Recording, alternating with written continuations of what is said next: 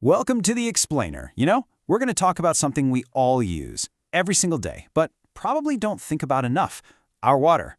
Let's turn on the tap and really get into where it comes from, and more importantly, what that actually means for you and your home. Tap water, or well water. Seems simple enough, right? But, choosing between a city pipe and a well in your own backyard, that's a whole different ballgame. It's this complex trade-off between cost, what's actually in the water, and who's responsible for it. So let's dive in and see what's really flowing from these two very different sources. All right, so first things first. Before we can even talk about the pros and cons, we've got to get on the same page about where this water is even coming from. What is the fundamental difference between city water and well water?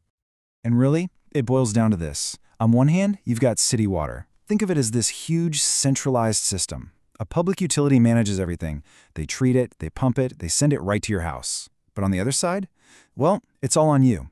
That's well water. It's a private source right there on your property, pulling from the natural underground aquifer. And guess who the manager is? You are. Okay, so public utility versus you.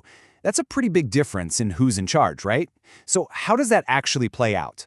I'm talking about the impact on your wallet and, of course, the quality of the water you're drinking every day. Let's break down those trade-offs. When it comes to the money side of things, these two are worlds apart. Seriously. City water is kind of like a subscription, You just pay that consistent monthly bill for water, for sewer, it just shows up. Well water, though, that's a whole other story. It's a huge upfront investment. You got the high cost of drilling the well, getting the pump, and all the equipment installed. But the flip side is, once that's done, you're not getting a monthly water bill. Ever. And that difference doesn't just stop at your bank account. It actually affects what's in the water itself. City water gets treated professionally to meet all the safety standards. That usually means adding stuff like chlorine to disinfect it. But that process, it can also strip out the natural minerals, which is why city water can sometimes taste a little, flat. Well water is the complete opposite. It's filtered naturally as it moves through layers of rock and soil.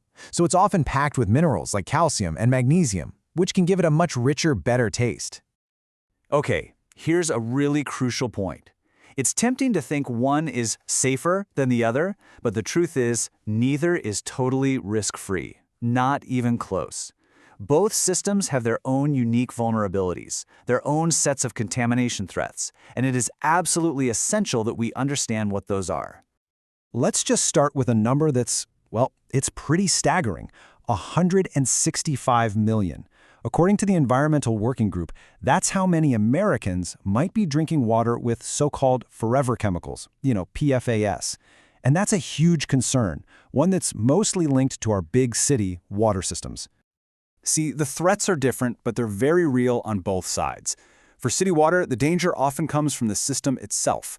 We're talking about things like aging pipes leaching lead, byproducts from the chemical treatment process, and those PFAS chemicals. Now, for well water, the risks are much more local and environmental. Think about agricultural runoff carrying pesticides, or a nearby septic system failing and contaminating the groundwater, or even high levels of nitrates, something that can be incredibly dangerous for infants. And look, if you're thinking, well, at least professional management guarantees safety, you might want to think again. The CDC found that between 2015 and 2020, something like 80% of all waterborne illness outbreaks, they came from public systems. That just goes to show you that even the professionally managed, regulated utilities face some pretty big challenges.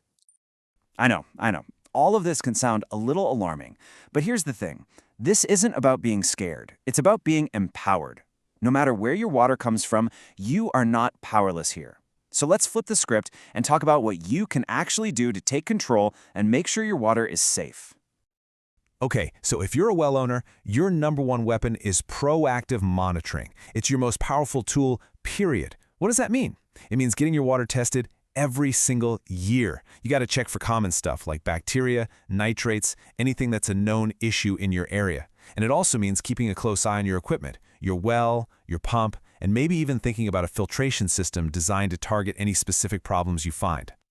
And for those of you on city water, your power comes from being informed and being proactive. Your utility sends out an annual water quality report. They have to. So, read it. Seriously, it's full of important info.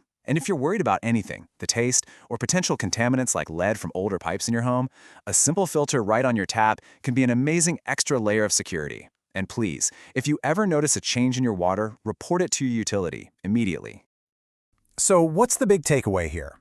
The bottom line is this. This isn't about which one is better or perfect, because neither is. It's about which set of trade-offs you're comfortable with.